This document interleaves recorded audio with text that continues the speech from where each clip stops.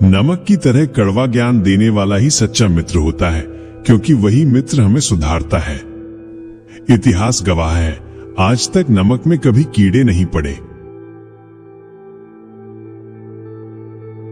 हर चीज वहीं मिल जाती है जहां वो खोई हो, लेकिन विश्वास एक बार खो जाए तो जिंदगी भर नहीं मिलता। याद रखना, अक्सर वही लोग हम पर उंगली उठाते हैं जिनकी हमें छूने की औकात भी नहीं होती। घमंड की सबसे बड़ी बुराई यही है कि ये कभी आपको महसूस नहीं होने देता कि आप गलत हो। जब काम न कर रहे हो तो घड़ी की तरफ देखो, और जब काम कर रहे हो तो घड़ी की तरफ मत देखो। यही सफलता का असली राज है। जुबान का खराब होना दिमाग के बिगड़ने की पहली निशानी है। बुद्धिमान वही है जो अपनी कमियों और दुखों को अपने तक सीमित रखे, क्योंकि घर की गुप्त बातें और मन की चिंता बाहर आए तो अपमान ही मिलता है। चाहे कितने भी ज्ञानी लोगों के साथ बैठ लो, लेकिन असली तजुर्बा तो बेवकूफ बनने के बाद ही मिलता है। जब अपने ही पराये लगने लगे और पराये अपने, तो समझ लो विनाश का समय शुरू हो चुका है। गुस्से में इंसान खुद को भी संभाल नहीं सकता, लेकिन प्रेम से पूरी दुनिया को संभाल सकता है। अपनी फतेह पर अगर गुरूर आने लगे तो मिट्टी से पूछ लेना, आजकल सिकंदर कहां है। कर्म पर भरोसा रखो, राशियों पर नहीं।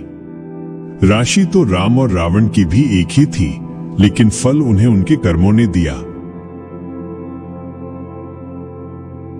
घुटन क्या होती है, पूछो उस बच्चे से जो रोटी के लिए काम करता है खिलौनों की दुकान पर। मेहनत करने के बाद भी अगर सपने पूरे न हो तो रास्ता बदलो, सिद्धांत नहीं।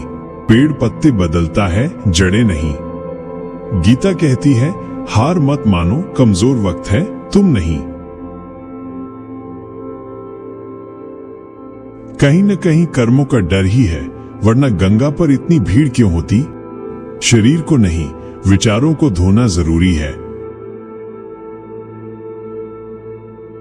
किसी का अपमान करने से पहले सोचो, क्योंकि इससे पहले आपका अपना सम्मान मिट जाता है। तू हीरा है, लेकिन सामने वाला तेरी कीमत अपनी औकात और समझ से लगाएगा। पिता की डांट, गुरु की सजा और सुनार की चोट, ये सब अंत में हमें सोना ही बना देते हैं।